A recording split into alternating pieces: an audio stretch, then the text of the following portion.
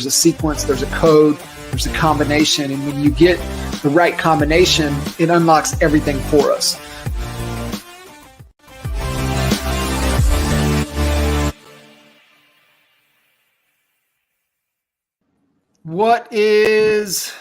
What's happening? Hey, how are you? I'm good. I'm good. Oh, we were laughing before we come on live here, and we're like, when you think you got it all figured out, just yeah, exactly. smack back into reality. Right.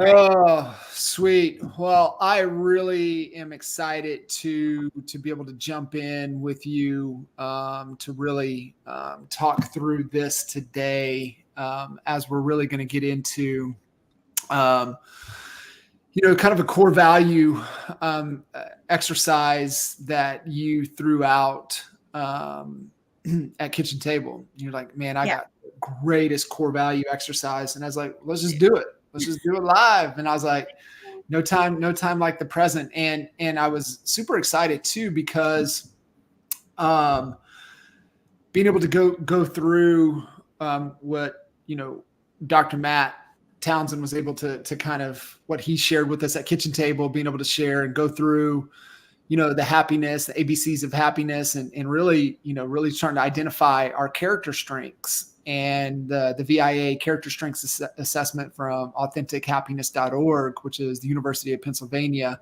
and that assessment. I can't wait to chat about your strengths and really just caused me to go back and revisit and look at my strengths. And you're like, hey, I got this great core value exercise that I would love to take you and everybody through. And what we'll do is just go through it, walk through it in real time. But then also, and I was like, man, I would love to see how that aligns with, what we uncovered with our values, with our strengths.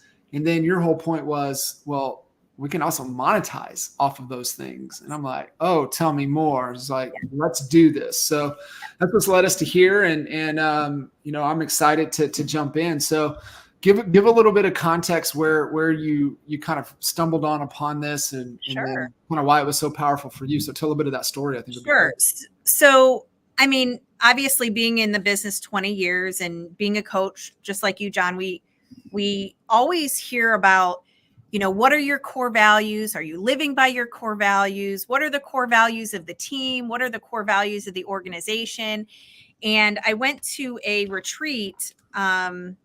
It was either end of April or beginning of May. And it was Wake Up Wednesday. If any of you know Peg Delano, she had a retreat, and there was a coach there, and I should have written down her name. I don't have it in front of me. Let me see if I can find it. But she actually introduced us to this exercise. And the exercise is from Dr. DeMartini, which I'll share with you all a link to this as we go through it. But it's really a matter of, I think, 12 or 13 questions. It's just 13 questions. Just 13 questions. John had me go through one that was 240, which I was it 240? Which I gladly did. Yes. How long did it take you? I would say a solid half hour. Yeah. Yeah. That's what I was thinking. And I'm a high D, and I'm like, just choose one. Like, I don't care. But it was great. And so he had me take the authentic happiness character strengths assessment, which was awesome. And just going through the 240 questions, they just ask you the same question in a different way to just double check your gut, which is really cool. And then you get these 5 strengths of character, which I think is really cool, because you can look at those strengths of character and you can ask yourself, am I performing on a daily basis in those strengths? And if I am, I'm closer to my happiness. Yes. So that's what triggered me to think, like, I got to share this core value thing with John, because I think we have characteristics and then we have core values. And I've never really looked at myself. I'm always looking at my group or my organization or what we can do for our people that we lead. And this was really something that I thought was so much more impactful, because it was really about me. Mm-hmm. And a lot of times we don't focus on us. And I loved that when you brought in your coach, he also talked to us about us. Yeah. And so I think a lot of times as leaders, we always put ourselves last. I think Simon Sinek wrote a book about that. Leaders eat last, we don't really look at ourselves. We're always looking at our organization and how we can serve versus looking at who we are and what our true happiness is. So I think these kind of coincide with each other. You do.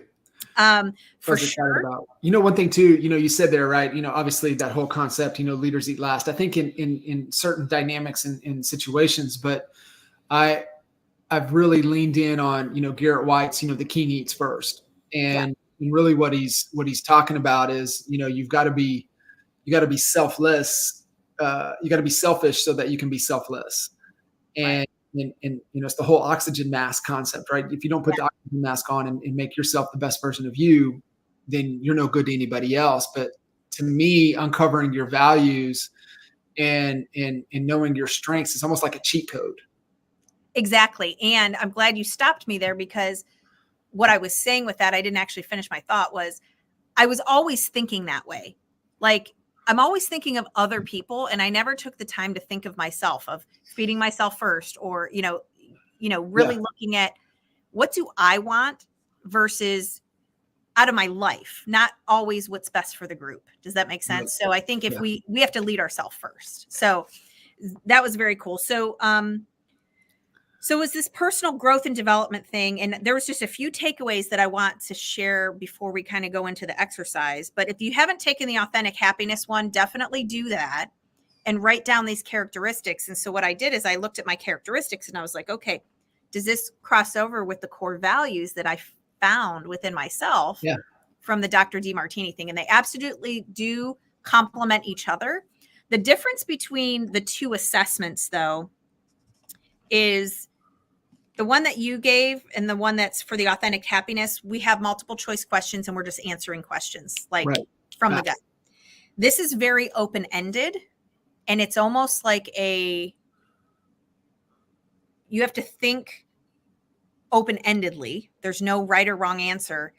And then what you notice by the end is you have all the same answers for the questions.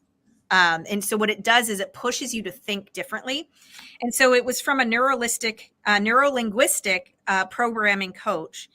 And she said this about values. So y'all want to write this down. This was like a huge takeaway. Values are my innermost filter and decision maker on how I spend my time. Mm. My values are my innermost filter and decision makers on how I spend my time. Mm-hmm. And she also said, if I need motivation, then it's not in my highest value space. So if I'm working in my highest value space, I'm never going to need motivation there. It's always just going to come. I'm going to be energized by it. I'm going to be excited about it. I'm going to wake up wanting to do that every day. And so when you ask yourself, they asked me in those 240 questions, am I excited about getting up every day? It's like very likely you had the 1 through 5, and I kept choosing 4.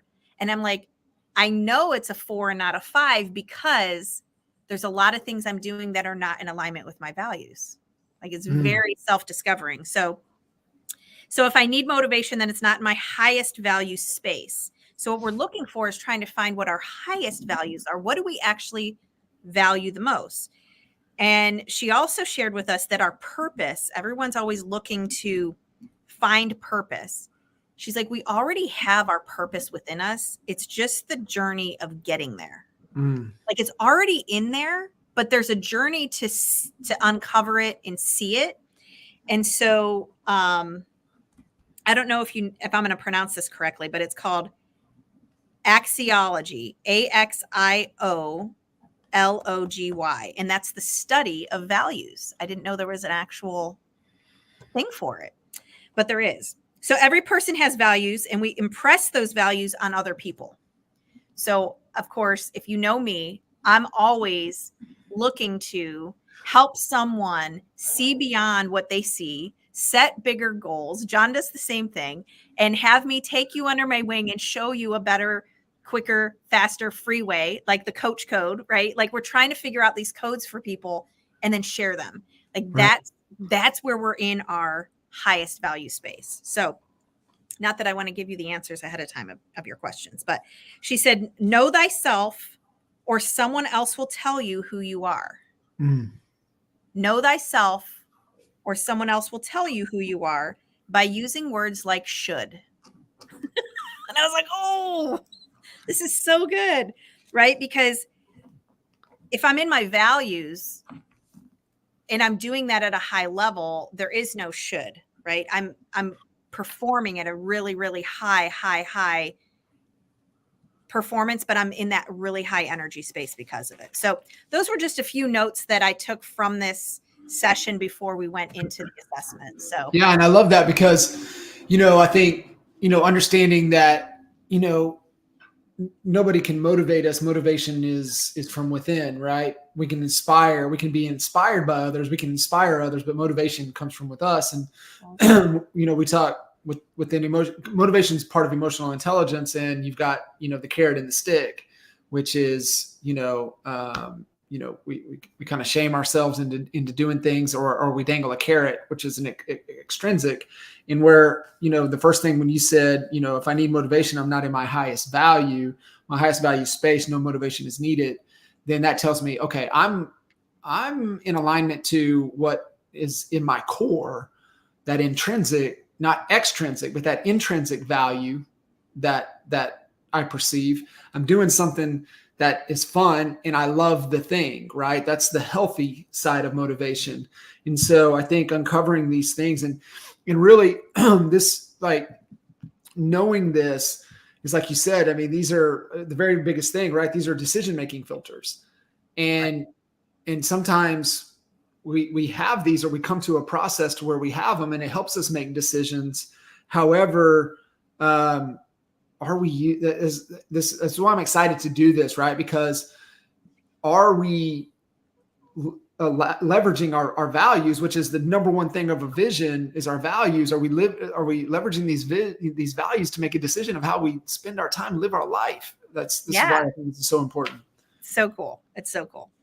All right. So we're going to dive into it. If everybody wants to do this with us, it's 13 questions. And instead of writing 3 for each one, maybe, I mean, it could probably take us a solid 45 minutes to an hour to go through the whole thing. Let's just do one move. Let's just go through the questions. We'll talk about the question. Awesome. Okay. So so the first question, so there's 13 questions. All right. I'm going to go through here just so I can, the first one is, how do you fill your personal space? So I'm going to read what Dr. DeMartini says. He said, have you ever noticed how things that are not really important to you just either go in the trash or the attic or the storage closet? By contrast, you keep the things that are important to you where you can see them, either at home or at work. What does your life demonstrate through your space? When you look around your home or your office, do you see family photos, sports trophies, business awards, or books? Do you see beautiful objects or comfortable furniture for friends to sit on? Or do you see souvenirs or favorite places you visited? Perhaps your space is full of games, puzzles, DVDs, CDs, or other forms of entertainment. Whatever you see around you is a very strong clue to what you value most. What 3 things fill your space? Right? Sitting in the office, obviously. I got nothing but books all the way around. I do have a few photos, but they're really meaningful, important photos to me. Mm-hmm.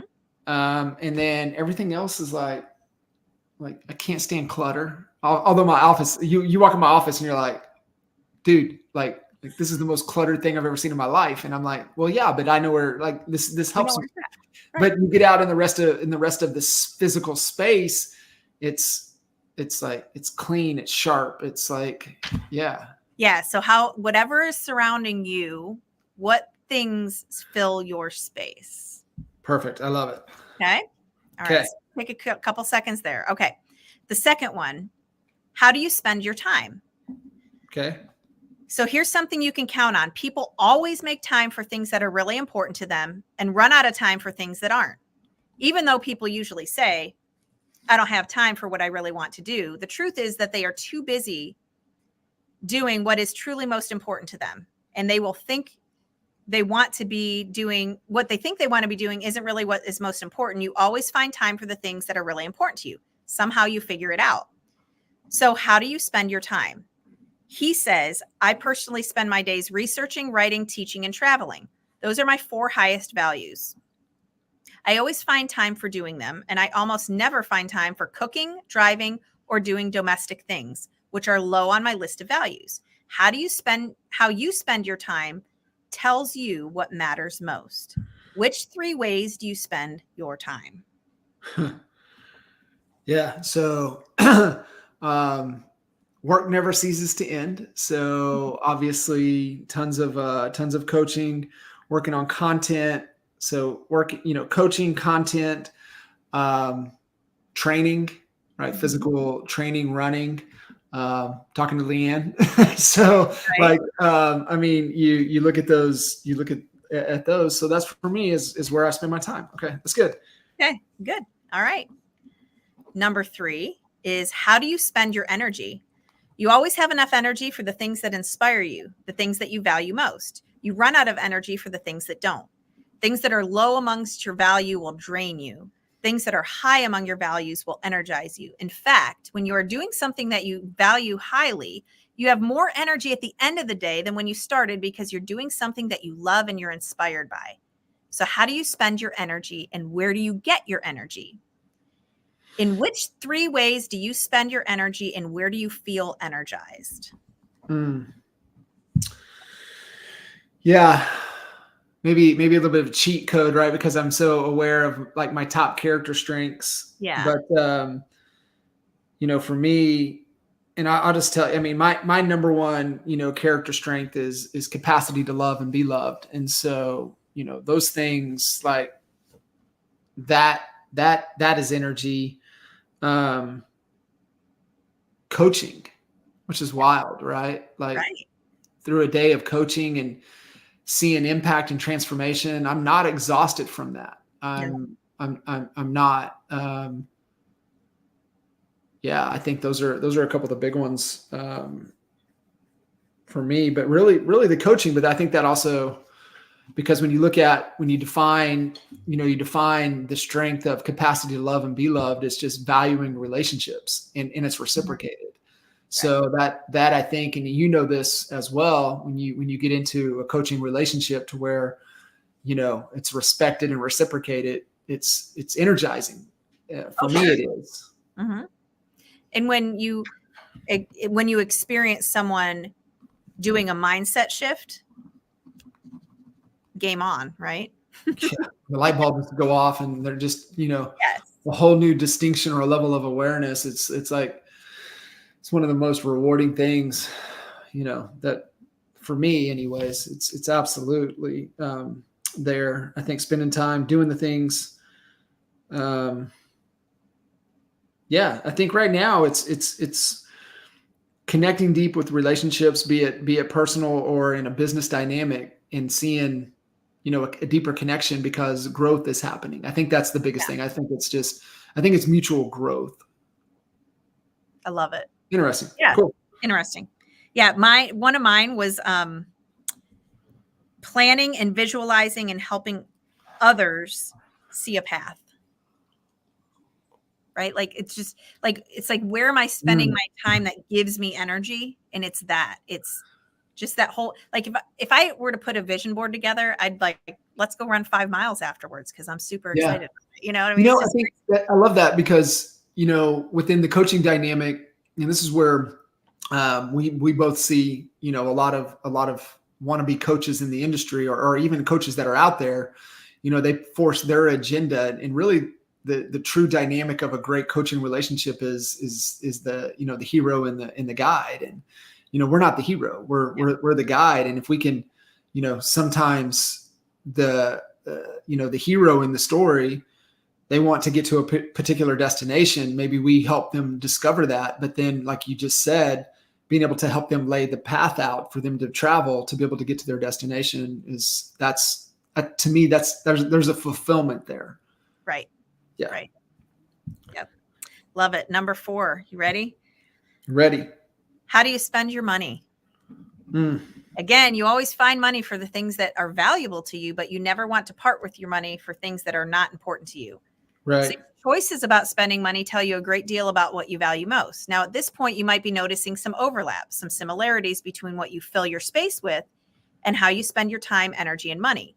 That is healthy. It means that you've already aligned a lot of your values and goals and daily activities. If you notice a lot of divergence between these answers to these first 4 questions, you might benefit from bringing your values and goals into deeper alignment. So which 3 ways are the top ways that you spend your money? So when you look at your bank account, where is most of the money going? Travel, and then knowledge gained, learning, coaching myself, those type of things. Yep. Yeah, I have travel, self-development, and I have new property, and I have conferences, getting, and I put in parentheses, getting in rooms. Getting in rooms. Literally, Yeah. like that's how I spend my money, is I spend my money to get in rooms. I get in with people. So it was really interesting. I love that. Okay. Where do you have the most order and organization? Goes to your desk, John. Okay. We tend to bring order and organization to things that are important to us and allow chaos and disorder with things that are low on our values. So we look at where we have the greatest order and organization in our life, and you'll have a good sense of what matters most to you. In my case, I see most order and organization in my research, teaching materials, and my itinerary for traveling. This helps me see my values involve research, writing, teaching, and travel. And what 3 areas are you most organized? Calendar. First and foremost, it's absurd, right? And even to the level of detail and being able to use attachments and detail inside of there, just not just blank, like it's like specific, like the details, right? The details matter. So for me, first and foremost, just without, just kind of working through this, in a, pretty quickly, but definitely calendar. And I look might at, say that that's productivity, right? yeah, 100%. Like when you're looking for the value behind calendar, it would be either time management or productivity or use of time. And it's more going back up to the third question is energy management. And I think the calendar is just the productivity tool that what you have to do in order to achieve the results that you want to achieve. So I would say productivity hacks. I would say, the Sunday planning process. I would say, weekly planner, strategic projects. I would say, a detailed, got a minute list of things that might not make the calendar, but need to get knocked off or delegated. So I think, productivity hacks. I think that's where I'm the most order and organized. Love it. All right. Number 6, where are you most reliable, most disciplined, and most focused? You never have to be reminded from the outside to do things that you value most. You are inspired from within to do those things, so you do them. Look at activities, relationships, and goals, which you are disciplined, reliable, and focused, and the things that nobody has to get you up to do. For me, again, it's researching, writing, travel, speaking, and teaching. I love those things. So which 3 activities and areas are you most reliable and disciplined? Physical training, coaching, I think mindfulness practice. Those would be the first things that come to mind without even thinking too much to it. Yep. I had teaching and I had sleeping. I value my sleep. Ryan, he calls me sleepopotamus, which is totally fine. Hey, cool. You'll live longer than all of us. 10 o'clock till 8. I'm like, I don't care. I love my sleep. So I value sleep. It was one of my values that came through. This thing was great. All right. So what do you think about, and what is your most dominant thoughts? What do you think about, and what is your most dominant thought?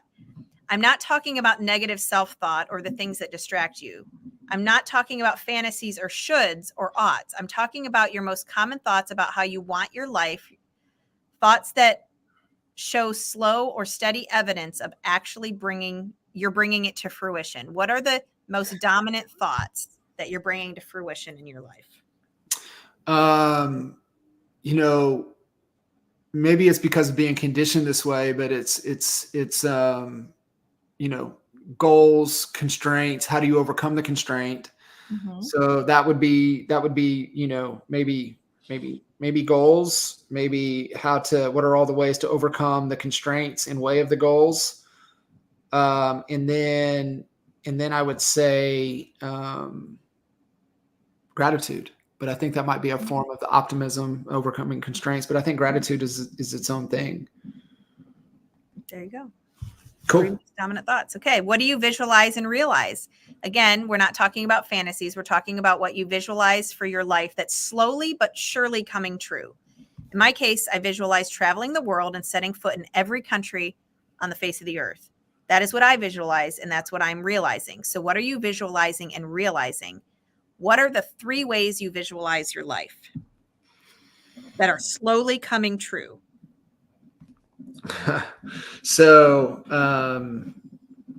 yeah, I wrote down business, physical, relationships. So business, definitely, thinking through all the ways, the scenario, what it looks like, kind of playing it out, visually.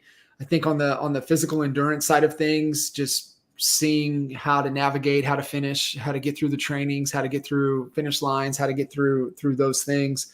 And then just, the magic of amazing relationships, what that looks like, being able to envision. So to me, that's what I visualize. And I think it's, for me, then it's the next thing is, how do you speak that into existence? Right. And you've got evidence of all of that slowly coming true. Correct. Right? Correct. Mine was like simplify, leverage, and boundaries. And then I also had success through others. I don't know what that was about, but it's there. And then I had freedom of time, leverage, and growing more leaders is what I had for the realization. Like something about growing leaders. I love that piece. So, all right, here's number 9. What is your internal dialogue? What do you keep talking to yourself about the most? I'm not asking about negative self-talk or I don't even know what the word is he just put on there. But I want you to think about your preoccupation with what you desire most, intentions that actually seem to be coming true and showing some fruits. What are these things that you have internal dialogues about? Patience. Mm-hmm. Control the controllables. Mm-hmm.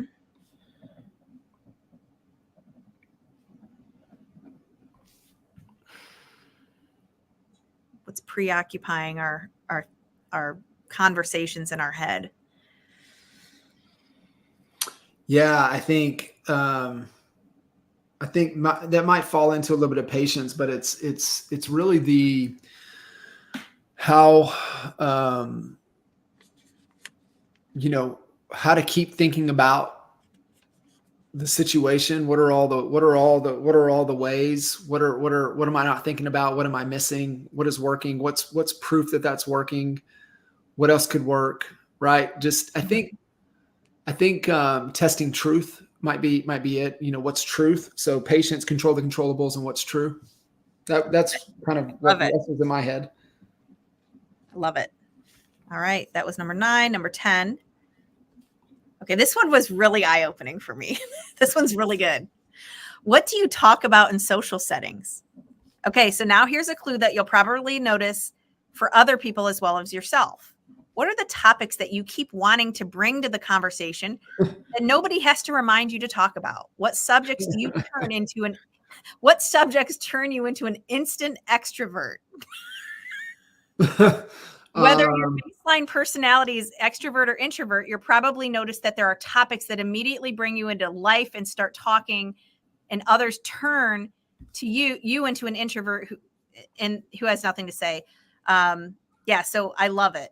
So sports, music, and business. real fast. Sports, greatness, music, and business. Oh, I like that. Yeah. Not sports, but sports greatness. Like, I like dissecting what makes people win, what makes them great. Yeah. What got them to rise to the top? I love it. That's great. Number 11, what inspires you now? What has inspired you in the past? What is common to the people who inspire you? Figuring out what inspires you most reveals what you value most. So what inspires you now? What has inspired you in the past? And what is common of the people who inspire you? Kindness, truth and the ability to overcome hard things, right? Overcome obstacles. So, kindness, truth. No, look at me. No, like this is it. It's like raw, right? Truth. And then common is, I think, the ability to overcome hard things. Love it. Adversity. Yep. Awesome. All right. Number 12. We're almost there. What are the most consistent long-term goals that you've set? What are 3 long-term goals that you focused on that you're bringing into reality? Again, not fantasies.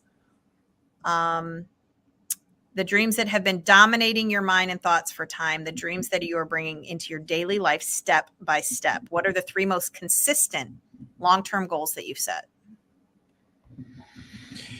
Yeah, I think accomplishing, hard physical things. I think too, becoming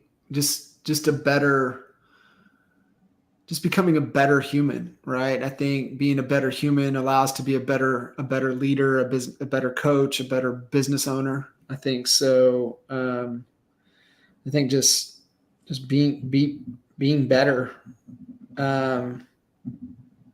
And I mean, I think that to me, then that just carries over into, the other buckets. Love it. Okay. Last one. What do you love to learn and read about the most? What are the 3 most common topics you love learning and reading about? What 3 topics can you stay focused on and love learning about without distraction? I think self-development in the mind, right? Just expanding our capacity of how we think, and just from a thought process. The other thing is marketing, right? Learning, from a marketing.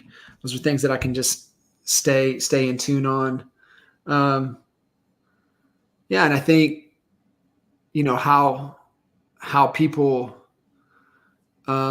achieve greatness, right? Like those are things that I love to learn, and I read about. I mean, I think self-development in the mind. I think that's why loving, so much focus on stoicism. I'm just looking at the books on the desk, right? So you've got, stoicism, you've got, business, you've got leadership, you've got, tons of journals, you've got, all kinds of different resources to overcome really whatever it is that you're trying to overcome.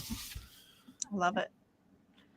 All right. So after you do the 13 questions, he says, once you've written down 3 answers for all 13, you'll see that you have that among the 39 answers, there's a certain amount of repetition, perhaps even a lot of repetition.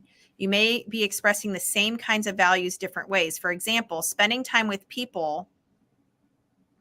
I like having a drink with folks from work, or going out to eat with my friends. But if you look closely, you can see some patterns to begin to emerge. Look at the answer that is most often repeated and write beside it the number of how often it repeats.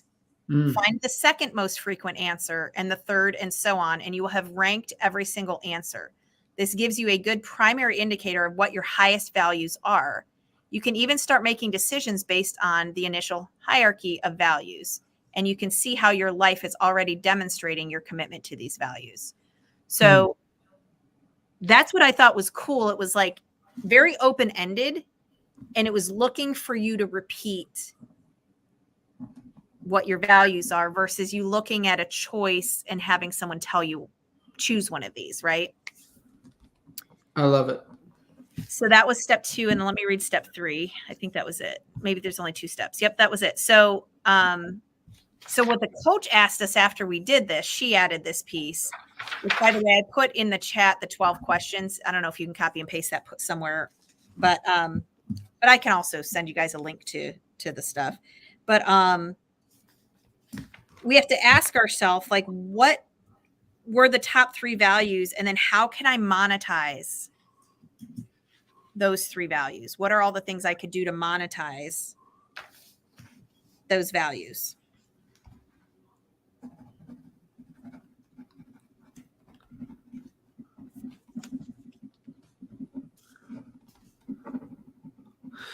Yeah. And what's crazy, I think, you and I've done a ridiculous amount of personal development.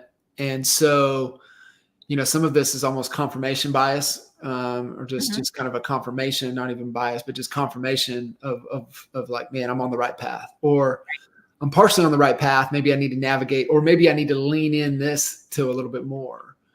So I think that's going to be great. And just for time's sake, I'll tally up a little bit, after the call, and after the call, just kind of identify kind of where those are at, but how those also stack up. But just coming back to the character strengths assessment of the 24 character strengths, and the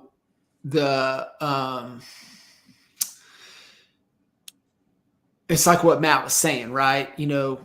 Identify the 5 to 6, and let's Gary V, right? Let's triple down on those instead of trying to improve the bottom 6.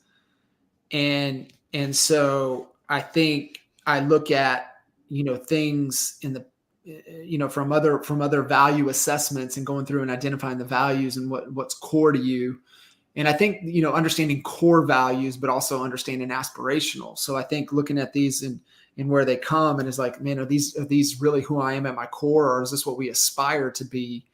And I've always been of like, there ain't nothing wrong with the aspirational, right?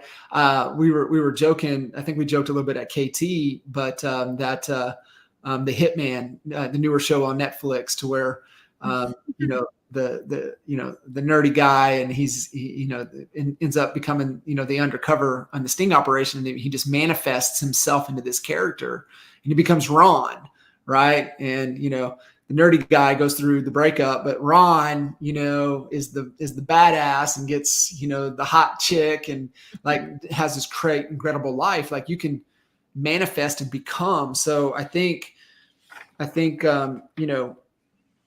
one of the other things with values is there's also some intuition there, right? Like some instinctively, we're hardwired, and we women, you ladies, your bullshit detector is off the charts, right? You can immediately pick up on that, but that's a misalignment in energy. So even going back to question number 3, where do I spend my energy? Where am I true to myself? And where is that authentic? And I think, looking at those things, and typically we have to see the opposite in others to realize it in ourselves, because that's where like if you and I were talking, you're like, damn man, something's off with that dude. I don't know what it is. 9 times out of 10, it's like, I'm not being authentic to who I am, to my values. And I think you start to aware that, and you're like, oh man, that's what that is. And okay, do I have that? Right. Obviously it's setting me off. So I value that at a high level. And I think there's other ways to go around it, but I love these great questions, because one, I see now, to looking at this, where do I spend, a lot of this time and energy and thought?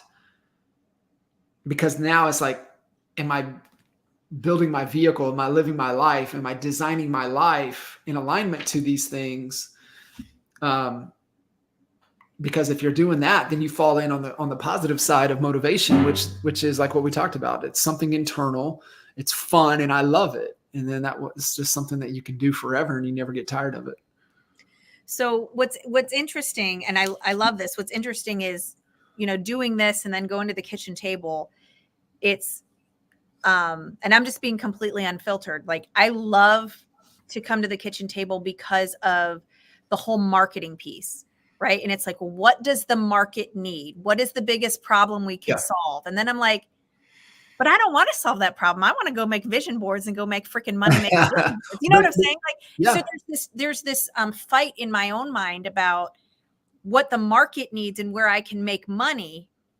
Is that truly in alignment with where my values are? And so they brought up an example about someone who kept finding that throughout these questions, it was all about spending time with their dog and spending time with dogs and doing things with dogs or whatever.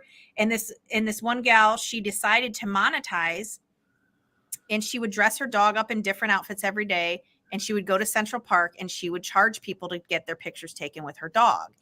And so she makes all this money. She's on her 4th dog or 3rd dog or something like that. That's the story that they told.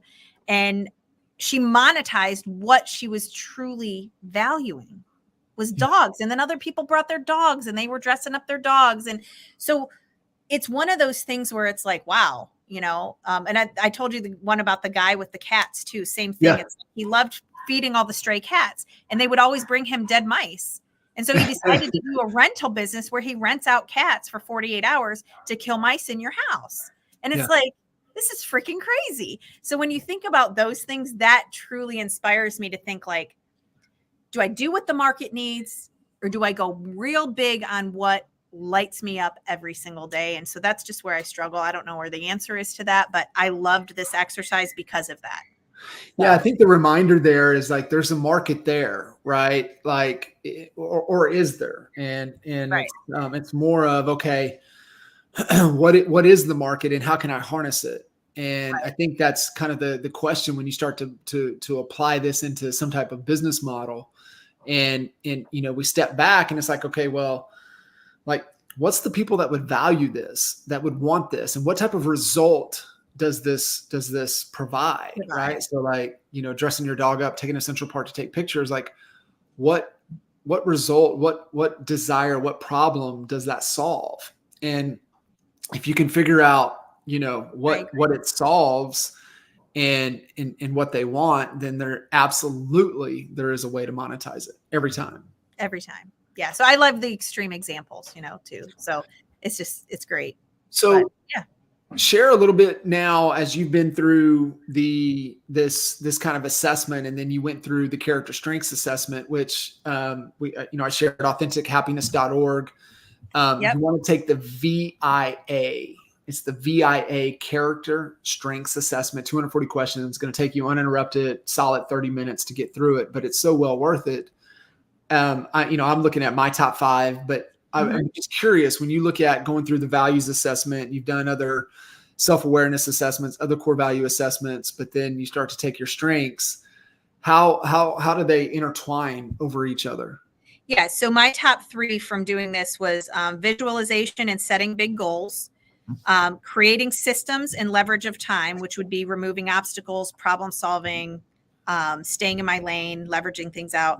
And then the third one would be sharing with others to help them change life and change mindset, and give them permission to be themselves.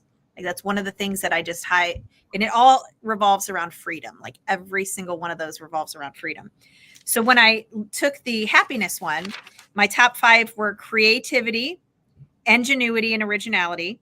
Well, it was the creativity one because they give you a lot of words for like 1, 2, and 3. I don't know. It's not one word. The second one was my number 1 was creativity. My second one was hope. Yeah. My third one was bravery. Wow. My fourth one was curiosity. And my 5th one was perspective and wisdom. That's awesome. My 5th one's perspective and wisdom as well. Mm-hmm. Yeah. No, that's, and I think you start to intertwine this. And I think really what it comes down to is it just creates a high level of self-awareness. Sure. And if we want to get into those motivational lanes that are like energy gaining, not energy depleting, right? I think it's super important to just kind of check the bucket on some of this stuff, right? And it just helps make things more sustainable, more enjoyable. Mm-hmm. Yeah. I love it. So anyway, it was super fun. I loved having you do the questions live. That was fun. Yeah. I might come up with something a little different or a little more, articulate, but I think going through it, not thinking about it. And I think that's kind of the beauty of doing the exercises at KT as well. It's like, don't overthink it. Just first thing comes to mind. What is it? Boom. Yeah. And cause I think sometimes it's more of, the initial is how we are. If we give a little bit of time, it might be how we want it to be. There's slight distinction, but it's massive difference. Yeah. One thing I heard from you, and I don't know if this was repeated enough in yours, but just the inspiration and the energy you get from learning how other people have physically outdone everybody else. And that's something that you strive to do for yourself. Yeah. And you having that whole, I've got to figure out the code mentality of like figuring out your own body code and those kind of things. Like I could totally see you monetizing like Tim Grover. Like Tim Grover was not a better basketball player than Michael Jordan. No way. But he was the freaking best ass coach for him. Yeah. Do you see what I'm saying? Like I there's this part of me that's like, oh, he's got this little thing over here that you're so passionate about. Yeah. And it's more of a selfish, focus. And I think a lot of this is, for a lot of folks, it could be very selfish, but how can you, turn it in, to be something selfless? But for me, it's knowing that we're capable of so much more, and knowing how, taking things at a younger age, maybe this is through maturity, but maybe through just time doing things. One thing I know is, you can live a more humbled, grateful life when you're able to do hard things. And I think it's so rewarding that when, you don't think you could do the thing and you finish the thing and you're like, my gosh, like that's not as bad as I thought it was going to be, but it just unlocks so much more potential. And so now when you're faced with the challenging, Rubik's Cube of whatever you're dealing with, it's like, hey, I've solved more complex. I've solved much harder things than this. And it's just like, you have a process now to be able to work through it. And it's, there's a lot of things like, we all know David Goggins, and there's some things that he talks about that most people can't even comprehend until you start doing hard things. And, Jacqui, what I always tell people is like, find your hard, whatever hard is. Mm-hmm. Like if your hard is to write a book, figure out how to write the book. And once you know how to write the book, then to write the next book ain't as hard. Mm-hmm. And so it's just find whatever your heart is and do the thing. And then that just unlocks, it makes everything else easier in your entire life. So for me, to make things easier in my relationships, make things easier in my business, is I just choose to do hard physical things, because that humbles me and it gives me the code to unlock all the other hard things in my life. And I think, it's that whole thing, how you do anything is how you do everything. And if you can figure out how to do something hard over here, then you can take the same process, same mentality, same, self-doubt and how you overcome those things and apply it in those other areas. It's all the same. Right. And I think it's just finding that combination. But, if you want to go the physical path, go the physical path. But if you want to just like, something intellectually that you want to finish, like a project, a training, a book, anything like that, is just hard. Like writing a book is hard, that you actually write. That is a really good book. And it's just to get finished and finish the thing. It doesn't matter if it's good or not, but you finished it. Then I think you can learn and apply that to every other area of your life. Yeah. It's awesome. Yeah, I agree. It just reminds me of the cold tub, and I did it. And I was up to like 13 minutes. I mean, and I never thought I could do that. Yeah.